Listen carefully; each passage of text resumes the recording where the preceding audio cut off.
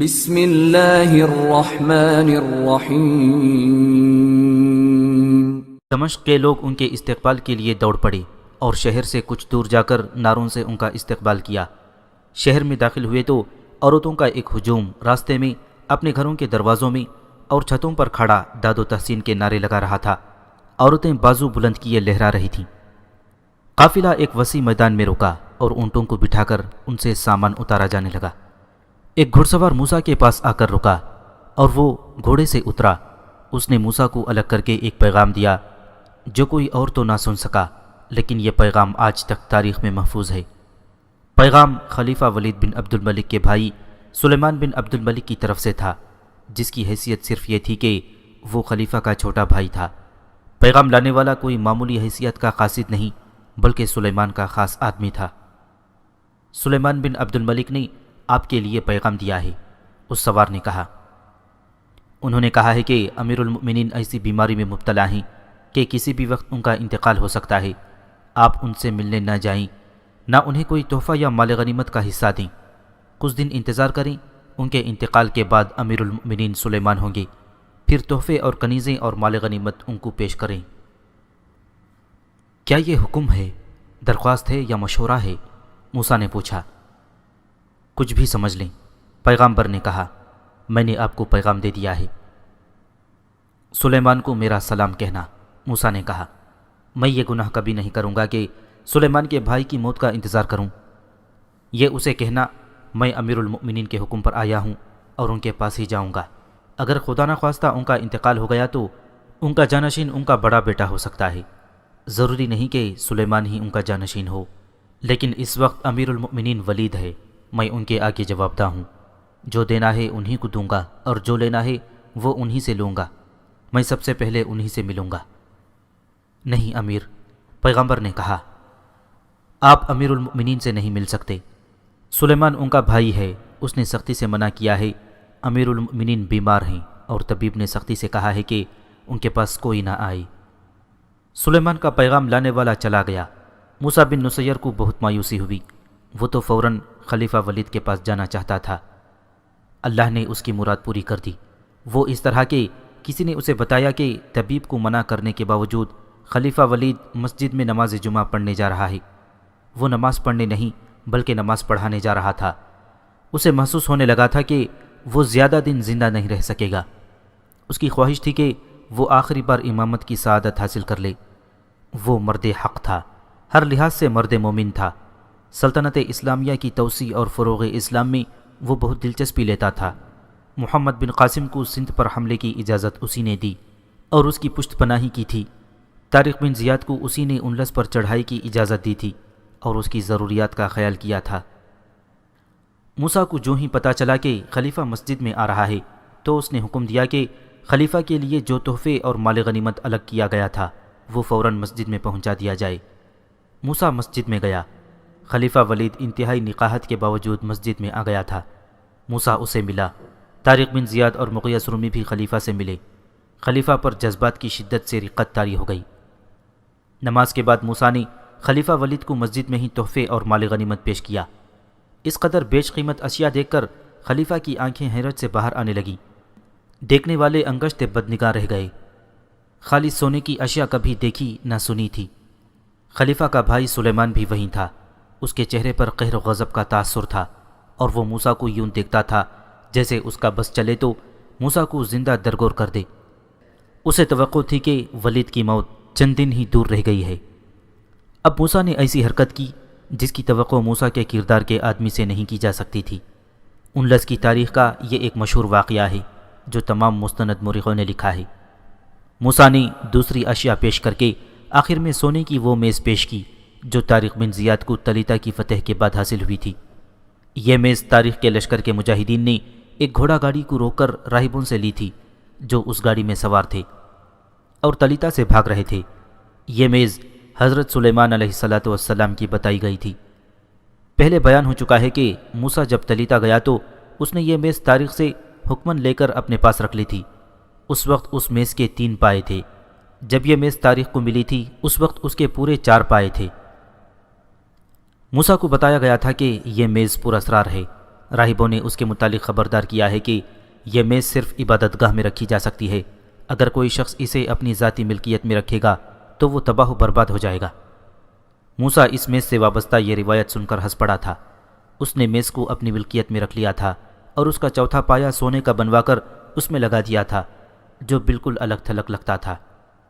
اس کے باقی پائے سونے کے ہی تھے، لیکن ان میں بڑے ہی قیمتی ہیرے اور نایاب پتھر جڑے ہوئے تھے۔ امیر المؤمنین، موسیٰ نے کہا، میں نے یہ میز تلیتا کے راہبوں سے بڑی مشکل سے برآمد کروائی ہے اور یہ میں آپ کے لیے خاص طور پر لایا ہوں۔ دیکھیے، اس میں جو نگینے ہیرے اور پتھر جڑے ہوئے ہیں یہ آج کل کہیں نظر نہیں آتے۔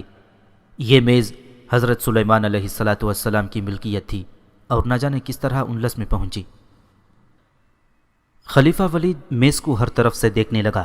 اس کے چہرے پر ایسا عجیب و غریب تاثر آ گیا تھا جس میں مسرت تو تھی لیکن حیرت زیادہ تھی۔ حضرت سلیمان علیہ السلام کی مناسبت کی وجہ سے ولید میز کو مقدس بھی سمجھ رہا تھا۔ ابن نصیر، خلیفہ ولید نے بے ساختہ کہا، میرے لیے تم جو تحفے لائے ہو ان کی قیمت کوئی بھی ادا نہیں کر سکتا، لیکن اس میز کی کیا بات کروں؟ منہ سے مانگو، کیا انعام دوں؟ امیر المؤمنین، طارق بن زیاد جو پاس کھڑا موسیٰ کی باتیں سن رہا تھا اور پیچو تاب کھا رہا تھا، بول پڑا، انعام کا حقدار میں ہوں، کیونکہ یہ میز امیر موسیٰ نے کہیں سے نہیں لی، بلکہ یہ میرے مجاہدین کا کمال تھا کہ وہ یہ میز حاصل کرنے میں کامیاب ہوئے۔ امیر موسیٰ نے یہ میز مجھ سے حکماً لے لی تھی۔ خلیفہ ولید کے چہرے کا رنگ بدل گیا اور آہستہ آہستہ اس رنگ میں غصے کی جھلک نظر آنے لگی۔ ظاہر ہے کہ خلیفہ کو طارق بن زیاد پر اس لیے غصہ آیا تھا کہ اس نے اپنے امیر پر جھوٹ کا الزام عائد کر دیا تھا۔ موسیٰ جیسے معمر امیر پر دروغ گوئی کا الزام کوئی بھی برداشت نہیں کر سکتا تھا۔ ابن زیاد، خلیفہ نے قہر بھری آواز میں طارق بن زیاد سے کہا، کیا تمہیں احساس نہیں کہ تم نے کس شخصیت پر کتنا گھٹیا الزام عائد کیا ہے، اور تمہیں یہ بھی معلوم نہیں کہ اس جرم کی سزا کیا ہے؟ کیا تم ثابت کر سکتے ہو کہ یہ میز امیر موسیٰ نے نہیں بلکہ تم نے کہیں سے برآمد کی تھی؟ ہاں امیر المؤمنین، طارق نے جواب دیا، ایک نہیں میں کئی ثبوت پیش کر سکتا ہوں۔ میں اپنے ان آدمیوں کو یہاں بلواؤں گا جنہوں نے یہ میز ایک گھوڑا گاڑی سے برآمد کی تھی، اور پھر میں انلس سے ان راہبوں کو بلواؤں گا جو یہ میز گھوڑا گاڑی میں چھپا کر تلیتا سے لے جا رہے تھے۔ ہم تمہیں اتنا وقت نہیں دے سکتے، خلیفہ ولید نے کہا، میری زندگی کا کچھ پتہ نہیں کتنے دن اور جیوں گا، ان آدمیوں کے آنے میں نہ جانے کتنے مہینے لگ جائیں۔ تمہارے کارناموں اور فتوحات کو دیکھتے ہوئے ہم تم سے یہ رعایت کر سکتے ہیں کہ اپنے امیر سے معافی مانگو اور اپنے گھر چلے جاؤ۔ اگر یہ نہیں کر سکتے تو اس بےہودہ جرم کی سزا بھگتنے کے لیے تیار ہو جاؤ۔ میں یہیں ایک ثبوت پیش کر سکتا ہوں امیر المؤمنین، طارق بن زیاد نے کہا، اس میز کے چاروں پائے دیکھیں، 3 پائے ایک جیسے ہیں اور چوتھا پایا سونے کا ہے اور بالکل سادہ۔ خلیفہ ولید نے میز کے پائے دیکھے، تب اسے نظر آیا کہ 3 پایوں میں تو بڑے قیمتی اور نایاب نگینے ہیرے اور پتھر جڑے ہوئے ہیں اور چوتھا پایا بالکل سادہ ہے۔ اس کا چوتھا اور اصل پایا میرے پاس ہے، طارق نے کہا۔ جب امیر موسیٰ تلیتا میرے پاس آئے تو انہوں نے سب سے پہلے مجھے میرے لشکر کے سامنے کوڑے مارے اور پھر مجھے قید خانے میں ڈال دیا۔ طارق نے خلیفہ ولید کو تفصیل سے بتایا کہ امیر موسیٰ نے اسے پیش قدمی روک لینے کا حکم بھیجا تھا، جو اس نے اس لیے نہ مانا کہ وہ پیش قدمی روک لیتا تو دشمن جو بکھر کر پسپا ہو رہا تھا منظم ہو کر اسے پسپا کر دیتا۔ یہ ساری تفصیل سنا کر طارق نے کہا، مجھے امیر موسیٰ کی نیت پر شک ہوا۔ میں نے ان کے ساتھ اس میز کا ذکر کیا تو انہوں نے بڑے غصے سے حکم دیا کہ میں یہ میز ان کے حوالے کر دوں۔ انہوں نے مجھے رہا کر دیا تھا۔ میں یہ میز لینے کے لیے گیا تو ایک شک کی بنا پر اس کا ایک پایا الگ کر کے چھپا لیا اور امیر موسیٰ سے کہا کہ یہ میز بڑی ہی پر اسرار ہے، پہلے اس کے 4 پائے تھے، اب ایک پایا غائب ہو گیا ہے۔ میرے دل میں اس وقت جو شک پیدا ہوا تھا وہ آج آپ کے سامنے صحیح ثابت ہو گیا ہے۔ میں اس میز کا اصل پایا بھی پیش کر دوں گا۔ یہ چوتھا پایا امیر موسیٰ نے تلیتا میں سونے کا بنوا کر اس میں لگایا تھا۔ خلیفہ ولید کے کہنے پر طارق باہر نکلا، فوراً ہی واپس آ گیا۔ اس کے ہاتھ میں میز کا اصل پایا تھا۔ اس نے میز میں وہ پایا اتار لیا جو موسیٰ نے بنوا کر لگایا تھا اور میز کا اصل اور قدیم پایا اس جگہ لگا دیا۔ امیر المؤمنین، مغیث رومی جو وہاں موجود تھا بول پڑا، مزید شہادت پیش کرنے کے لیے زیادہ وقت نہیں چاہیے۔ میں گواہ ہوں کہ یہ میز تاریخ کے قبضے میں تھی اور امیر موسیٰ نے یہ تاریخ سے حکمن چھینی تھی۔ ہمارے ساتھ 2 عہدیدار آئے ہیں، وہ بھی اس کے گواہ ہیں۔ ہم نے تسلیم کر لیا ہے کہ اس میز کا مالک طارق بن زیاد ہے۔ خلیفہ ولید نے کہا، موسیٰ بن نصیر کو تو معلوم ہی نہیں تھا کہ اس میز کے 4 پائے تھے۔ امیر المؤمنین مغیث رومی نے کہا، میں امیر موسیٰ کے خلاف کچھ اور بھی کہنا چاہتا ہوں، جس کے لیے مجھے آپ کی اجازت کی ضرورت نہیں۔ یہ اجازت اسلام نے پہلے ہی دے رکھی ہے کہ خلیفہ بھی کوئی غلطی کرے تو قوم کا کوئی ادنا سے ادنا درجے کا فرد بھی اسے ٹوک سکتا ہے اور اسے جواب طلب کر سکتا ہے۔ تم کہو مغیث، خلیفہ ولید نے کہا، جو کہنا ہے کہو۔ امیر المؤمنین مغیث رومی نے کہا، میں نے صرف 700 سواروں سے قرطبہ کا شہر طوفان باد و بارہ میں رات کے وقت فتح کیا تھا، وہ میں آپ کو سناؤں گا، اور پھر میں نے ارد گرد کے علاقوں کے 2 اور قصبے انہی تھوڑے سے سواروں سے فتح کیے تھے، وہ بھی سناؤں گا۔ اس کا انعام مجھے اللہ دے گا، اور میں نے یہ جہاد اللہ کی خوشنودی کے لیے کیا ہے۔ لیکن امیر موسیٰ نے مجھے یہ الفاظ کہے کہ تم پہلے یہودی تھے، پھر گوت قوم کے فرد بنے اور پھر اسلام قبول کیا، اس لیے تم عربی سالاروں کی برابری نہیں کر سکتے۔ میں نے آپ کے حضور پیش کرنے کے لیے قرطبہ کے گورنروں کو اپنی ذاتی قید میں رکھا تھا، لیکن سفر کے آخری پڑاؤ میں امیر موسیٰ نے مجھے حکم دیا کہ میں یہ قیدی ان کے حوالے کر دوں اور یہ ظاہر کروں کہ یہ میرا نہیں بلکہ ان کا قیدی ہے۔ انہوں نے میرے انکار پر اس قیدی کو اپنی تلوار سے قتل کر دیا۔ خدا کی قسم! اچانک خلیفہ ولید کا چھوٹا بھائی سلیمان چلا کر بولا، امیر موسیٰ کا یہ جرم قابل معافی نہیں۔ انہوں نے تاریخ کی میز اور مغیث کے قیدی کو اپنے کھاتے میں ظاہر کر کے یہ ثابت کیا ہے کہ انہوں نے اندلس میں جو فتوحات حاصل کی ہیں وہ اللہ کی خوشنودی کے لیے نہیں بلکہ امیر المؤمنین کو خوش کرنے کے لیے حاصل کی ہیں۔ اور ان کا یہ جرم کیا کم ہے؟ مغیث رومی نے کہا کہ انہوں نے اندلس کا امیر اپنے بیٹے کو مقرر کیا اور افریقہ کو 3 حصوں میں تقسیم کر کے ہر حصے کی امارت اپنے 3 بیٹوں کے سپرد کر دی۔ کیا اندلس اور افریقہ میں کسی بربر سالار کا کوئی حصہ اور کوئی حق نہیں؟ اندلس کے بادشاہ اور اس کی ہیبت ناک جنگی طاقتوں کو بربروں نے شکست دی تھی۔ امیر موسیٰ کے راستے میں تو کوئی رکاوٹ رہ ہی نہیں گئی تھی۔ مجھ میں مزید کچھ سننے کی تاب نہیں رہی۔ خلیفہ ولید نے کہا، ایک طرف تمہاری وہ فتوحات ہیں جنہیں زمانہ یاد رکھے گا، آنے والی نسلیں تم پر فخر کریں گی، مگر دوسری طرف تمہارے دلوں اور تمہاری نیتوں کا یہ فطور کہ تم ایک دوسرے کو نیچا دکھانے کی کوششوں میں الجھے ہوئے ہو۔ میں حیران ہوں کہ موسیٰ بن نصیر جیسا معمر جہاں دیدہ اور دانشمند امیر اس پستی تک جا سکتا ہے، تو ملت رسول اللہ صلی اللہ علیہ وسلم کا مستقبل کیا ہوگا؟ خلیفہ ولید بڑے اونچے کردار کا انسان تھا اور وہ اللہ سے ڈرنے والا اور ہر کام اللہ کی رضا کے مطابق کرنے والا خلیفہ تھا۔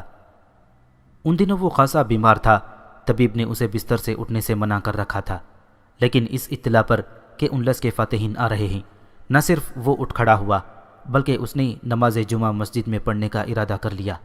اس نے امامت کے فرائض ادا کیے، وہ حشاش بشاش رہا، لیکن موسیٰ بن نصیر کی ان اوچھی حرکتوں اور تاریخ اور مغیث کی کھری باتوں سے ایسا دل برداشتہ ہوا کہ بولتے بولتے اس پر اس بیماری کا شدید حملہ ہوا۔ ان سب کو 50,000 ہزار دینار انعام میں دے دو۔ خلیفہ ولید نے بڑی مشکل سے یہ الفاظ کہے، میں انہیں خالی ہاتھ نہیں جانے دوں گا، سب چلے جاؤ۔ ولید کی حالت بگڑنے لگی اور اسے اٹھا کر بستر پر ڈال دیا گیا۔ طبیب کو بلایا گیا۔ طبیب نے آ کر دیکھا تو بڑے غصے میں سب سے کہا کہ تم لوگوں نے امیر المؤمنین کو مار ڈالا ہے۔ تمام مستند تاریخوں میں یہ واقعہ تفصیل سے بیان کیا گیا ہے اور اس کے بعد لکھا گیا ہے کہ خلیفہ ولید نے حضرت سلیمان علیہ السلام کی میز مکہ میں بھجوا دی تھی۔ 2 مورخوں نے لکھا ہے کہ میز مکہ بھجوانے سے پہلے اس میں سے ہیرے اور پتھر وغیرہ نکال لیے گئے تھے، اس کے بعد یہ میز تاریخ کی تاریکوں میں گم ہو جاتی ہے۔ اس کے بعد خلیفہ ولید سنبھل نہ سکا اور چند دنوں بعد فوت ہو گیا۔ اس دوران مغیث رومی نے امیر موسیٰ کے خلاف خلیفہ کے چھوٹے بھائی سلیمان سے بہت سی باتیں کی تھیں۔ طارق بن زیاد بھی امیر موسیٰ کے سلوک سے نالان تھا۔ یہ دونوں سالار سلیمان کو یہ باتیں نہ بتاتے تو بھی سلیمان موسیٰ کا دشمن ہو چکا تھا۔ خلیفہ ولید نے اپنی زندگی میں اپنے بڑے بیٹے کو اپنا جانشین مقرر کیا تھا، لیکن موت نے اسے مہلت نہ دی کہ وہ تحریری حکم نامہ جاری کر سکتا۔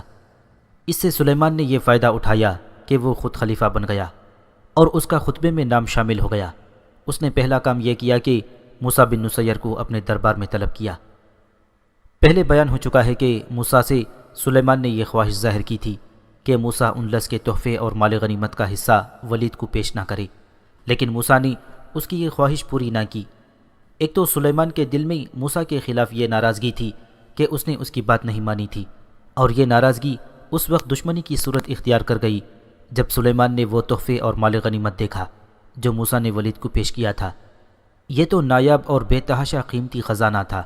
سلیمان نے موسیٰ کو جب اپنے دربار میں طلب کیا تو دربار میں سلیمان کے حاشیہ بردار اور اپنے حلقے کے چاپلوس قسم کے سرگردہ افراد بیٹھے ہوئے تھے۔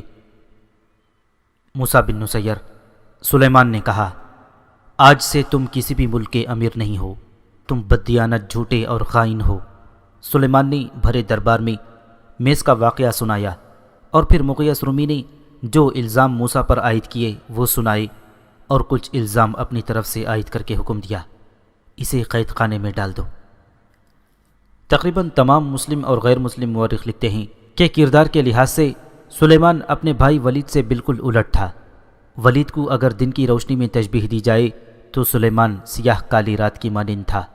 وہ پہلا خلیفہ تھا جس نے آمریت کی بنیاد رکھی تھی۔ شرعی قانون کے مطابق ہونا تو یہ چاہیے تھا کہ موسیٰ کو قاضی کی عدالت میں پیش کیا جاتا اور سزا یا معافی قاضی دیتا، لیکن سلیمان نے قانون اپنے ہاتھ میں لے لیا اور موسیٰ کو قید میں ڈال دیا۔ اس نے اسی پر اکتفا نہ کی بلکہ قید خانے میں یہ حکم بھیجا کہ اس قیدی کو اتنی اذیتیں دی جائیں کہ یہ زندہ رہنے کے قابل بھی نہ رہے اور اسے زندہ بھی رکھا جائے۔ یہ ایک ظالمانہ حکم تھا جس کی اسلام میں نہ صرف یہ کہ کوئی گنجائش نہیں تھی بلکہ شرعی لحاظ سے یہ جرم تھا۔ موسیٰ کی عمر 80 برس کے قریب ہو چلی تھی۔ وہ ذرا سے بھی سختی برداشت کرنے کے قابل نہیں تھا، لیکن اسے چلچلاتی دھوپ میں تپتی ہوئی ریت پر لٹا دیا جاتا اور کبھی ایک ستون کے ساتھ باندھ دیا جاتا تھا۔ موسیٰ کی جلد پھٹنے لگی اور جگہ جگہ چھالے اٹھ آئے۔ سلیمان نے وہ تمام رقم جو ولید مرحوم نے موسیٰ کو انعام میں دی تھیں اور ذاتی جائیداد بھی ضبط کر لیں، جس کے نتیجے میں موسیٰ کا خاندان فاقہ کشی تک پہنچ گیا اور خاندان کے افراد محنت مزدوری کر کے 2 وقت کی روٹی کھانے لگے۔ سلیمان کا جذبہ انتقام پھر بھی سرد نہ ہوا۔ سال 1.5 سال بعد جب موسیٰ پہچانا بھی نہیں جاتا تھا، سلیمان حج کو گیا اور موسیٰ کو بیڑیاں پہنا کر اپنے ساتھ لے گیا۔ مکہ معظمہ میں اسے الصبح خانہ کعبہ کے باہر بٹھا دیا جاتا کہ وہ بھیک مانگے۔ دن بھر موسیٰ جو اس ظالمانہ سلوک سے اور مسلسل ایذا رسانی کے اثر سے اپنی حیثیت اور شخصیت کو بھول ہی چکا تھا، حاجیوں کے آگے ہاتھ پھیلا کر بھیک مانگتا، اور شام کو سلیمان کے آدمی اسے وہاں سے لے جاتے اور اس سے دن بھر کی بھیک کی کمائی لے لیتے۔ سلیمان نے اس پر جرمانہ عائد کر رکھا تھا۔ یہ رقم اس جرمانے کے حساب میں لکھی جاتی تھی۔ اسے بتایا گیا تھا کہ وہ بھیک مانگ کر جرمانہ ادا کرتا رہے اور جب پوری رقم ادا ہو جائے گی تو اسے رہا کر دیا جائے گا۔ یہ ہے ایک فاتح انلس کا انجام جس سے ہم نے اس داستان کا آغاز کیا۔ موسیٰ کے ساتھ جو وحشیانہ سلوک ہوا وہ ہم نے اس داستان کے پہلے باب میں تفصیل سے بیان کیا تھا۔ یہاں سوال یہ پیدا ہوتا ہے، کیا موسیٰ بن نصیر کو اتنی زیادہ سزا ملنی چاہیے تھی؟ اس میں کوئی شک نہیں کہ موسیٰ کی یہ حرکت بڑی گھٹیا تھی کہ امیر المؤمنین کی خوشنودی کی خاطر اس نے طارق بن زیاد سے حضرت سلیمان علیہ السلام کی میز چھین لی اور خلیفہ کو اس طرح پیش کی جیسے یہ خود اس نے راہبوں سے حاصل کی تھی۔ پھر اس نے قرطبہ کے گورنر کو قتل کر کے مغیث رومی کا دل دکھایا اور اسے اپنا دشمن بنایا تھا۔ لیکن موسیٰ کی شجاعت، عسکری دانشمندی اور فتوحات اتنی زیادہ تھیں کہ اس کا یہ جرم معاف کیا جا سکتا تھا۔ موسیٰ کی ساری عمر جنگ و جدل میں گزری تھی۔ بے شک اس نے بربروں کو عربوں کے مقابلے میں حقیر جانا تھا، لیکن یہ بھی اس کا کمال تھا کہ اس نے بربروں جیسی پسماندہ اور وحشی قوم کو جو قبیلوں میں بٹی ہوئی تھی ایک جھنڈے تلے متحد اور منظم کر لیا تھا۔ بربروں نے کبھی کسی کی اطاعت قبول نہیں کی تھی۔ یہ موسیٰ ہی تھا جس نے بربروں کو دمشق کی خلافت کا مطیع بنا دیا تھا، اور طارق بن زیاد اسی کا تیار کیا ہوا سپہ سالار تھا جس نے انلس کی جنگی طاقت کو انتہائی قلیل نفری سے ریزہ ریزہ کر دیا اور اسلام کے پرچم کو انلس کی سرحد سے بھی آگے لے جا کر فرانس کی زمین تک پہنچا دیا تھا۔ موسیٰ بن نصیر کا اصل کردار ایک ہی واقعے سے ظاہر ہو جاتا ہے۔ ہوا یوں کہ ایک روز خلیفہ سلیمان نے حکم دے دیا کہ موسیٰ کو قتل کر دیا جائے۔ ایک سرکردہ آدمی امیر ابن محلب وہاں موجود تھا، جو موسیٰ کا بہی خواہ تھا اور سلیمان پر اس کا اثر و رسوخ چلتا تھا۔ اس نے سلیمان سے کہا کہ وہ موسیٰ کو معاف کر دے۔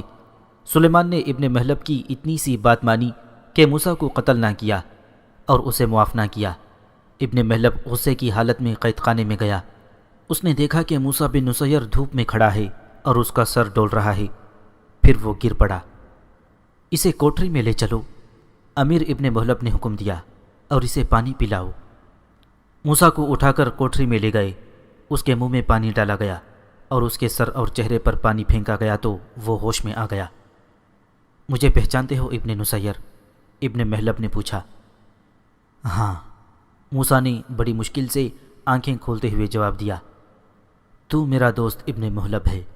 کیا تو مجھے رہا کرانے آیا ہے یا یہ دیکھنے کہ میں کب مروں گا؟ تم نے آج مر جانا تھا ابن نصیر، ابن محلب نے کہا۔ سلیمان نے تمہارے قتل کا حکم دے دیا تھا۔ میں نے تمہاری جان بچا لی ہے، مگر تمہارے اس اوچھے دشمن نے تمہیں معاف نہیں کیا۔ تم میں عقل کی کمی تو نہیں تھی ابن نصیر۔ میں حیران ہوں کہ تم نے یہ بے وقوفی کیوں کی کہ خلیفہ کے بلاوے پر یہاں آ گئے۔ تمہاری لیاقت اور شجاعت کی کوئی مثال پیش نہیں کر سکتا۔ تم اپنی مثال آپ ہو۔ تمہیں معلوم تھا کہ خلیفہ ولید بیمار ہے اور اتنا معمر ہو چکا ہے کہ اب اس بیماری سے جان بر نہیں ہو سکے گا۔ تمہیں یہ بھی معلوم تھا کہ ولید کے بعد اس کا بھائی سلیمان خلافت کی مسند پر بیٹھے گا اور یہ تمہارا دشمن ہے۔ اسے تمہارے خلاف ایک بہانے کی ضرورت تھی جو اسے مل گیا۔ میں نہ آتا تو ولید ناراض ہو جاتا، موسیٰ نے کہا۔ اس کا حکم کچھ سخت تھا۔ تم نہ آتے، ابن محلب نے کہا۔ ابن نصیر، تم نہ آتے۔ تم نے ایک ملک فتح کر لیا تھا۔ طارق بن زیاد، مغیث رومی اور دوسرے تمام سالار تمہیں امیر نہیں اپنا باپ سمجھتے تھے۔ پھر تمہارے پاس ایک جری اور فاتح لشکر تھا۔ خزانے میں کوئی کمی نہیں تھی، بربر تمہارے ساتھ تھے۔ ملک ایسا زرخیز کہ خوراک کی کمی نہیں۔ پھر تم دمشق کے جہنم میں کیوں آ گئے؟ انلس کے خود مختار حکمران بن جاتے۔ کوئی خلیفہ دمشق سے تمہارے خلاف فوج نہیں بھیج سکتا تھا۔ درمیان میں سمندر حائل تھا۔ میں گنہگار ہوں ابن محلب، موسیٰ نے کہا، لیکن میں امیر المؤمنین کی حکومت کا گناہ نہیں کرنا چاہتا تھا۔ میں نے طارق بن زیاد کو کوڑے مارے تھے کہ اس نے میری حکومت کی تھی۔ اگر ہمارے مفتوحہ ممالک کے امیر اپنی اپنی جگہ خود مختار ہو جائیں تو سلطنت اسلامیہ کے پرخچے اڑ جائیں گے اور امت رسول اللہ صلی اللہ علیہ وسلم کا شیرازہ بکھر جائے گا اور اسلام مکہ مکرمہ میں قید ہو کر رہ جائے گا۔ آفرین ابن نصیر، ابن محلب نے کہا۔ میرا مطلب یہ نہ تھا کہ تم وہی کرتے جو میں نے کہا ہے۔ میں تمہاری نیت دیکھنا چاہتا تھا۔ اب میں کوشش کروں گا کہ خلیفہ سلیمان کے ساتھ تمہاری صلح ہو جائے۔ موسیٰ بن نصیر نے جو الفاظ کہے وہ آج تک تاریخ میں محفوظ ہیں۔ ابن محلب، موسیٰ نے کہا، پانی کے جانوروں کی نگاہیں اتنی تیز ہوتی ہیں کہ دریا اور سمندر کی تہ تک ان کا ذرہ ذرہ دیکھ لیتی ہیں، لیکن انہیں وہ جال نظر نہیں آتا جو انہیں پھانسنے کے لیے پھینکا جاتا ہے۔ میں دور اندیش تھا لیکن سلیمان کے جال میں آ گیا۔ مورخ لکھتے ہیں کہ ابن محلب نے موسیٰ بن نصیر کی فتوحات وغیرہ کے حوالے سے سلیمان سے اس کی رہائی کا حکم نامہ لینے کی بہت کوشش کی، لیکن سلیمان ایسا پتھر دل ثابت ہوا کہ اس نے موسیٰ کو معاف نہ کیا۔ اس دوران مغیث رومی قتل ہو گیا۔ کچھ پتہ نہ چلا کہ اسے کس نے قتل کیا ہے اور کیوں کیا ہے۔ ایک خیال یہ کیا جاتا ہے کہ اسے موسیٰ کے کسی بہی خواہ یا عزیز نے انتقاماً قتل کیا تھا کہ اس نے موسیٰ کے خلاف زہر اگل کر اسے اس حال تک پہنچایا ہے، لیکن قابل قبول رائے یہ ہے کہ مغیث کا قاتل بھی سلیمان ہی تھا۔ سلیمان نے عنان خلافت ہاتھ میں لیتے ہی اسلام کی تمام نامور شخصیتوں کو قتل کروا دیا تھا۔ ہندوستان میں اسلام پھیلانے والے فاتح سندھ محمد بن قاسم کو سلیمان نے قید خانے میں بند کر کے پہلے اسے اذیتیں دیں پھر قتل کروا دیا تھا۔ فاتح سمرقند قتیبہ بن مسلم کو سلیمان نے قتل کروا دیا تھا۔ یزید ابن ابی مسلم جو حجاج کا معتمد خاص اور عراق کا والی تھا، سلیمان کے حکم سے دمشق کے قید خانے میں قید ہوا، لیکن خوش قسمت تھا کہ قتل نہ ہوا۔ قید میں 5 سال پڑا رہا۔ سلیمان مر گیا تو اسے رہائی ملی اور افریقہ کا امیر مقرر ہوا۔ سلیمان کا دوست تھا تو ابن محلب، اس کا پورا نام یزید ابن محلب تھا۔ دولت اڑانی اور عیش و عشرت کرنے کا عادی تھا۔ وہ بیت المال کے 60 لاکھ درہم ہضم کر گیا تھا۔ حجاج نے اسے رقم کی واپسی کا حکم دیا جو وہ واپس نہ کر سکا۔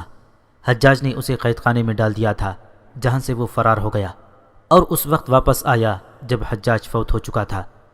خلیفہ ولید کا بھی انتقال ہو گیا تھا اور اب سلیمان خلیفہ تھا۔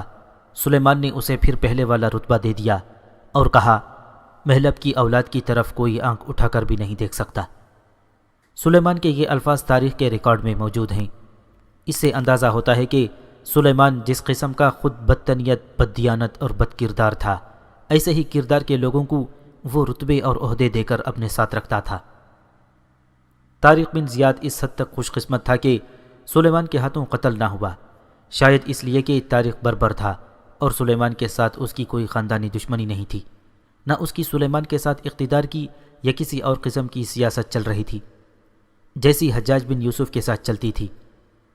ولید مرحوم نے موسیٰ اور طارق بن زیاد کو انعام و اکرام سے نوازا تھا اور دونوں کو ایک ایک مکان بھی دیا تھا۔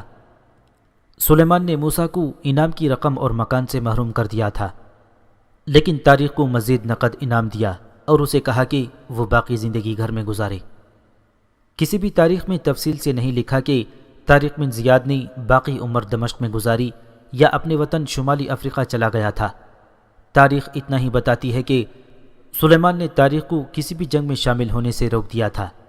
اس طرح فاتح انلس، جس نے انلس کے ساحل پر جا کر جہازوں کو آگ لگا دی تھی کہ واپسی کا خیال ہی ذہن سے نکل جائے، گمنامی کی تاریکی میں لاپتہ ہو گیا تھا۔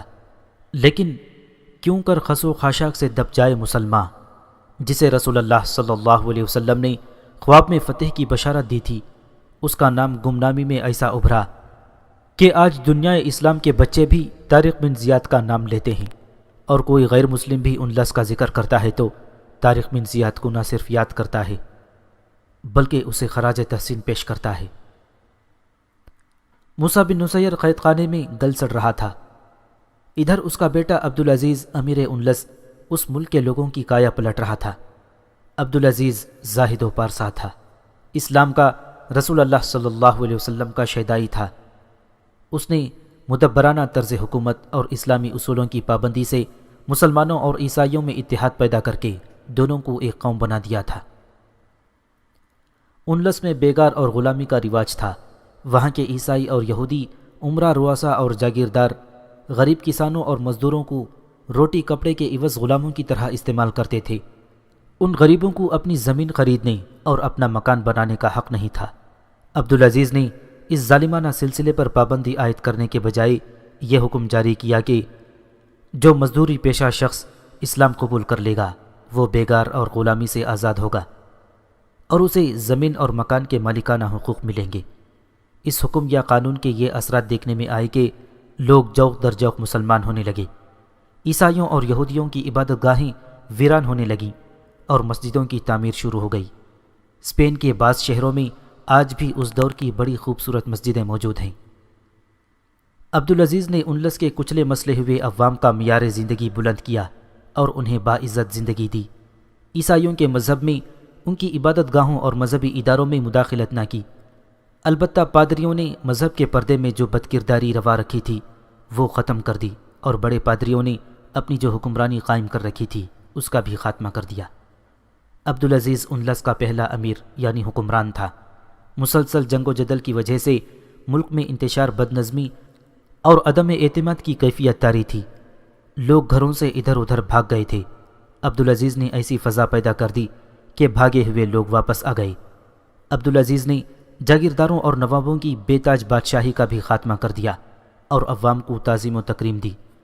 صنعت و تجارت کو ایسا فروغ دیا کہ وہ لوگ جو بادشاہوں کے زمانے میں نیم فاقہ کش رہتے تھے خوشحال ہو گئے۔ عبدالعزیز عالم اور فاضل تھا۔ اس نے تبلیغ سے نہیں بلکہ اعمال اور کردار سے اسلام کو مقبول عام کیا۔ لوگ اسلام قبول کرنے میں فخر محسوس کرنے لگے۔ فجر کی نماز اور جمعہ کی نماز کی امامت وہ خود کرایا کرتا تھا، لیکن اس کی عیسائی بیوی ایجلونا اس کی بہت بڑی کمزوری بن گئی۔ عبدالعزیز جیسا جابر جری اور عالم و فاضل ایجلونا کے سامنے جاتا تو وہ کمزور سا انسان بن کے رہ جاتا۔ عیسائی ہونے کی وجہ سے وہ بے پردہ گھومتی پھرتی اور ماتحتوں پر حکم چلاتی تھی۔ اس کی دیرینہ خواہش تھی کہ وہ ملکہ بنے۔ وہ ملکہ بن گئی تھی۔ اس نے ملکہ والے طور طریقے اختیار کر لیے تھے۔ عبدالعزیز کی کمزوری یہ تھی کہ اس کے دل میں ایجلونا کی بے پناہ محبت تھی۔ ایجلونا اپنی زبان کے جادو سے دلکش اور جذباتی ناز و انداز سے عبدالعزیز پر غالب آ جاتی تھی۔ عبدالعزیز سیدھا سادہ مسلمان تھا۔ وہ بادشاہ نہیں بننا چاہتا تھا، لیکن ایجلونا نے ایسا طریقہ اختیار کیا کہ عبدالعزیز کو بادشاہوں جیسی حیثیت دے دی۔ وہ اس طرح کہ عبدالعزیز سے کوئی ملنے آتا تو ایجلونا خادم سے کہلا بھیجتی کہ امیر اس وقت نہیں مل سکتے، فلاں وقت آؤ۔ اگر سالاروں یا انتظامیہ کے اعلیٰ حاکموں میں سے کوئی آ جاتا تو خود انہیں ملتی اور بات چیت کرتی تھی۔ انہوں نے بعض عسکری یا شہری مسائل کے متعلق بات کر کے امیر کا فیصلہ لینا ہوتا تھا۔ اکثر اوقات ایجلونا خود فیصلہ دے دیتی تھی۔ مسلمانوں میں یہ طریقہ معیوب سمجھا جاتا تھا۔ خاوند کی موجودگی میں بیوی کو اختیار حاصل نہیں تھا کہ امور مملکت میں دخل اندازی کرتی اور فیصلے دیتی۔ مسلمانوں کا دستور تو یہ تھا کہ کسی بھی اعلیٰ حاکم کو، سپہ سالار کو، یہاں تک کہ امیر المؤمنین کو بھی کسی بھی وقت کوئی بھی شخص ضروری بات یا پیغام کے لیے مل سکتا تھا۔ آدھی رات کو انہیں جگایا جا سکتا تھا۔ ایجلونا نے جو طریقہ اختیار کیا تھا اس سے سالار اور شہری حکام ناراض ہونے لگے تھے۔ عبدالعزیز سے انہوں نے شکایت کی تو اس نے ہنس کر ٹال دیا۔ ایک طرف عبدالعزیز کے کردار کی یہ بلندی کہ اس نے اسلام کو سرکاری مذہب بنانے کے ساتھ ساتھ اسلام کو لوگوں کے دلوں میں اتار دیا اور دن رات محنت کر کے ایسی اصلاحات نافذ کیں اور ایسے قوانین رائج کیے کہ عوام کو خوشحالی کے ساتھ ساتھ عزت اور تکریم بھی ملی۔ دوسری طرف عبدالعزیز کا یہ حال کہ ایک عورت کو اپنے اعصاب پر سوار کر کے اپنے رفیقوں کی ناراضگی مول لی تھی۔ ایجلونا نے عبدالعزیز کے لیے باقاعدہ دربار لگوانا شروع کر دیا اور عبدالعزیز کے پیچھے کھڑے ہونے کے باوجود 2 چوبیدار مقرر کر دیے جو شہنشاہوں کے چوبیداروں کی طرح زرق برق لباس میں ملبوس ہوتے تھے۔ یہ انداز بھی غیر اسلامی تھا۔ مورخ لکھتے ہیں کہ ایجلونا نے اعلیٰ حکام پر حکم چلانے بھی شروع کر دیے۔ اعلیٰ حکام نے آخر آپس میں مل کر فیصلہ کیا کہ یہ شکایت خلیفہ تک پہنچائی جائے۔ بعض نے اس تجویز کی مخالفت کی اور کہا کہ ایک بار عبدالعزیز کو الگ بٹھا کر کہا جائے کہ اس عورت کے جال سے نکلے، ورنہ اس کے نتائج اس ملک کے لیے اور اسلام کے لیے بہت برے ہوں گے۔ اسی تجویز پر عمل کرنے کا فیصلہ ہوا۔ عبدالعزیز مصروف تھا، اس لیے ان حکام کو جلدی نہ مل سکا۔ نہ ملنے کی اصل وجہ یہ تھی کہ ایجلونا انہیں ملنے کا موقع نہیں دینا چاہتی تھی۔ انہی دنوں ایجلونا نے عبدالعزیز کو ایک روز مشورہ دیا۔ آپ اس ملک کے حکمران ہیں، ایجلونا نے کہا۔ میں نے دیکھا ہے کہ مسلمان حاکم آپ کی برابری کا دعویٰ کرتے ہیں۔ انہیں کہیں کہ وہ جب آپ سے ملنے آئیں یا دربار میں آئیں تو آپ کو جھک کر سلام کریں تاکہ ان پر اپنا رعب قائم رہے، ورنہ ایک روز یہ لوگ آپ کا حکم ماننے سے انکار کر دیں گے۔ نہیں ایجلونا، عبدالعزیز نے کہا، میں اس حد تک نہیں پہنچوں گا۔ ہمارے اللہ اور رسول صلی اللہ علیہ وسلم کا حکم ہے کہ کوئی انسان کسی انسان کے آگے نہ جھکے سوائے اللہ کے۔ ہمارے رسول اکرم صلی اللہ علیہ وسلم کے آگے بھی کوئی نہیں جھکتا تھا۔ کسی کے آگے جھکنا یا کسی کو اپنے آگے جھکانا گناہ ہے۔ ایجلونا نے عبدالعزیز کو اپنا ہم خیال بنانے کی بہت کوشش کی، لیکن وہ نہ مانا۔ ایجلونا اپنی بات منوا کر دم لینے والی عورت تھی۔ اس نے عبدالعزیز کی ملاقات کے لیے آنے والوں کے لیے ایک اور جگہ تیار کر لی۔ اس کمرے میں داخل ہونے کے لیے دروازہ ایسا لگوایا جس کی بلندی اتنی کم تھی کہ گزرنے والے کو تقریباً رکوع کی حالت میں جھکنا پڑتا تھا۔ سامنے عبدالعزیز بیٹھا ہوتا تھا۔ اس طرح ایجلونا نے اپنی انا کی تسکین کر لی۔ سالاروں اور اعلیٰ عہدوں کے حکام نے یہ دروازہ دیکھا تو وہ سمجھ گئے کہ اس کا مطلب کیا ہے۔ پھر دربار امارت کے کسی کارندے نے انہیں بتا بھی دیا کہ چھوٹا سا یہ دروازہ انہیں امیر کے آگے جھکانے کے لیے ایجلونا نے لگوایا ہے۔ یہ ایسی چوٹ تھی جسے کوئی بھی برداشت نہ کر سکا۔ سب کہتے تھے کہ یہ ہماری توہین کا نہیں بلکہ یہ اسلام کی توہین کا اہتمام کیا گیا ہے۔ انہی دنوں عبدالعزیز انلس کے لوگوں سے وصول کیے ہوئے محصولات وغیرہ کی کثیر رقم دارالخلافت اور بیت المال کے لیے دمشق بھیج رہا تھا۔ یہ پہلی رقم تھی جو انلس سے جا رہی تھی، جو ایک نائب سالار لے جا رہا تھا۔ تاریخ میں اس نائب سالار کا نام نہیں لکھا۔ نائب سالار کا قافلہ دمشق پہنچا تو نائب سالار نے خلیفہ سلیمان کے ہاں جا کر رقم اور انلس کے کچھ تحفے پیش کیے۔ کیا حال ہے انلس کا؟ خلیفہ سلیمان نے پوچھا۔ کیسی چل رہی ہے اپنی حکومت؟ حکومت تو ٹھیک چل رہی ہے امیر المؤمنین، نائب سالار نے کہا، لیکن حکومت چلانے والے ٹھیک نہیں چل رہے۔ پوری بات کرو، سلیمان نے کہا۔ معلوم ہوتا ہے وہاں کچھ اور ہو رہا ہے جو نہیں ہونا چاہیے۔ امیر المؤمنین، نائب سالار نے کہا، آپ کے سوال کا جواب وہ سالار اور وہ تمام حاکم جو اس وقت انلس میں ہیں دے رہے ہیں۔ انہوں نے مجھے یہ کام بھی سونپا ہے کہ میں آپ کو وہاں کی صحیح صورتحال سے آگاہ کر دوں۔ انلس پر اس وقت ایک غیر مسلم عورت حکومت کر رہی ہے۔ یہ وہی عیسائی عورت تو نہیں جس کے ساتھ عبدالعزیز بن موسیٰ نے شادی کی تھی؟ سلیمان نے پوچھا۔ اور اس نے شاید ابھی تک اسلام قبول نہیں کیا۔ وہی امیر المؤمنین، نائب سالار نے جواب دیا۔ اس کا نام ایجلونا ہے۔ امیر عبدالعزیز نے اسے ملکہ بنا رکھا ہے۔ وہ بڑے سے بڑے حاکم کو بھی امیر انلس سے نہیں ملنے دیتی۔ وہاں بادشاہوں جیسا دربار لگتا ہے اور حکم ایجلونا کا چلتا ہے۔ نائب سالار نے ایجلونا کی تمام باتیں سنائیں، چھوٹے دروازے کا بھی تفصیلی ذکر کیا اور بتایا کہ کوئی ایک بھی حاکم خوش نہیں۔ خوش نہ ہونا تو کوئی بڑی بات نہیں، نائب سالار نے کہا۔ وہاں کے فوجی اور شہری حاکم انلس کے خلاف بغاوت بھی کر سکتے ہیں۔ وہ ناراض ہیں اور غصے میں ہیں۔ خلیفہ سلیمان نے مزید کچھ نہ سنا۔ وہ غصے سے پھنکارنے لگا۔ اسے موسیٰ بن نصیر کے خاندان کے کسی بھی فرد کے خلاف بہانے کی ضرورت تھی۔ اسے موسیٰ کے خلاف یہ شکایت بھی تھی کہ اس نے اپنے بیٹے کو انلس کا امیر مقرر کر دیا تھا۔ وہ اپنی پسند کے کسی آدمی کو یہ رتبہ نہیں دینا چاہتا تھا۔ تم واپس چلے جاؤ، سلیمان نے نائب سالار سے کہا۔ سب سے کہنا کہ میں ان کی یہ شکایت رفع کر دوں گا۔ اور ایک روز امیر انلس عبدالعزیز کے خلاف تمام شکایتیں یوں رفع ہو گئیں کہ ایک صبح عبدالعزیز نماز فجر کی امامت کے لیے کھڑا ہوا۔ اس نے سورہ فاتحہ پڑھ لی اور سورہ واقعہ کی تلاوت شروع ہی کی تھی کہ اگلی صف سے ایک آدمی بجلی کی سی تیزی سے آگے کو نکلا، چشم زدن میں تلوار نکالی اور ایک ہی وار میں امیر عبدالعزیز کا سر تن سے جدا کر دیا۔ سر کو اٹھایا اور بیشتر اس کے کہ نمازی دیکھ سکتے کہ یہ کیا ہوا ہے، قاتل امیر انلس کے سر سمیت غائب ہو گیا۔ 20-25 روز بعد عبدالعزیز کا سر ایک چرمی تھیلے میں جس پر مخمل کا تھیلا چڑھا ہوا تھا دمشق سلیمان کے پاس پہنچا۔ امیر انلس کا سر قید خانے میں لے جاؤ، سلیمان نے حکم دیا، اور یہ اس کے باپ کے سامنے رکھ دو۔ حکم کی تعمیل کی گئی۔ عبدالعزیز کا سر قید خانے میں موسیٰ کے آگے رکھ دیا گیا۔ موسیٰ جو پہلے ہی ایذا رسانی، صدمے اور ذلت سے نزا کی حالت کو پہنچ چکا تھا، بیٹے کا سر دیکھ کر غشی میں چلا گیا۔ ہوش میں آیا تو سر وہاں نہیں تھا۔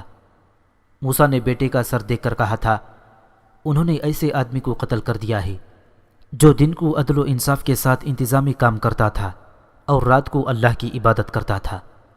میرا بیٹا قائم اللیل اور صائم النہار تھا۔ اس حقیقت کی گواہی تاریخ بھی دیتی ہے کہ عبدالعزیز دن کو عدل و انصاف اور انتظامی کام کرتا اور رات کو اللہ کی عبادت کرتا تھا، لیکن وہ جان نہ سکا کہ اعصاب پر عورت کو سوار کر لو تو عقل و ہوش پر بھی سوار ہو جاتی ہے اور مرد کو کٹ پتلی بنا دیتی ہے، اور یہ بھی نہ جان سکا کہ عورت نے بادشاہوں کو گداگر بنایا ہے، شہنشاہوں کے تختے الٹے ہیں۔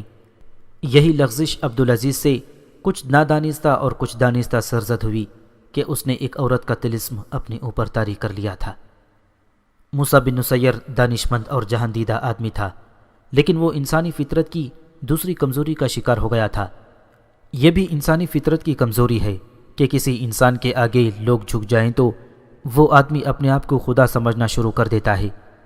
اس میں خوشامد پسندی جیسی کمزوری بھی آ جاتی ہے۔ پھر موسیٰ نے خلیفہ کی خوشنودی حاصل کرنے کے لیے تاریخ اور مغیث کو جس طرح ناراض کیا وہ بیان ہو چکا ہے۔ خلیفہ سلیمان نے جس خفیہ طریقے سے عبدالعزیز کو اشبیلا میں قتل کرایا تھا وہ اس داستان کے پہلے باب میں تفصیل سے بیان ہو چکا ہے۔ یہ تھا انجام انلس کے فاتحین کا۔ موسیٰ بن نصیر اپنے بیٹے کا کٹا ہوا سر دیکھ کر چند ہی دن اور زندہ رہ سکا۔ اس کی وفات 716 عیسوی کے وسط میں ہوئی تھی۔ اس کے 1 سال بعد سلیمان بھی فوت ہو گیا۔ جولین پہلے کی طرح سیوستا کا حکمران تھا۔ اس نے اسلام قبول کر لیا تھا۔ 10ویں صدی عیسوی میں فقہ اور شریعت کا ایک بہت بڑا عالم ابو سلیمان ایوب کے نام سے ہو گزرا ہے۔ وہ جولین کی تیسری پشت سے تھا۔ یہاں سوال پیدا ہوتا ہے، کیا وہ میز جس کی ملکیت کا دعویٰ موسیٰ نے کیا تھا واقعی حضرت سلیمان علیہ السلام کی تھی؟ موسیٰ نے خلیفہ ولید سے کہا تھا کہ یہ میز اس نے حاصل کی تھی اور یہ اسی کے لیے ہے جو وہ تحفے کے طور پر لایا ہو۔ طارق بن زیاد نے ایسا دعویٰ نہیں کیا تھا۔ موسیٰ اور اس کا بیٹا قتل ہوئے۔ مغیث رومی قتل ہوا۔ اس کے بعد مسلمانوں کی اندلس کی 800 سالہ تاریخ میں یہی کچھ ہوتا رہا کہ قتل کے ذریعے امیران اندلس کے تختے الٹے جاتے رہے اور آپس کی چپ خلش اور خون ریزی کا سلسلہ جاری رہا، جس کے نتیجے میں ایک روز اندلس سلطنت اسلامیہ سے نکل گیا۔ حکیم الامت علامہ اقبال رحمۃ اللہ علیہ نے فرمایا تھا، ہسپانیہ تو خون مسلمان کا امی ہے، مانند حرم پاک ہے تو میری نظر میں، پوشیدہ تیری خاک میں سجدوں کے نشان ہیں، خاموش اذانیں ہیں تیری باد سحر میں، روشن تھیں ستاروں کی طرح ان کی سنانیں، خیمے تھے کبھی جن کے تیرے کوہ کمر میں، پھر تیرے حسینوں کو ضرورت ہے حنا کی، باقی ہے ابھی رنگ میرے خون جگر میں، کیوں کر خسو خاشاک سے دب جائے مسلماں، مانا وہ تب و تاب نہیں اس کے شرر میں، دیکھا بھی دکھایا بھی سنایا بھی سنا بھی، ہے دل کی تسلی نہ نظر میں نہ خبر میں۔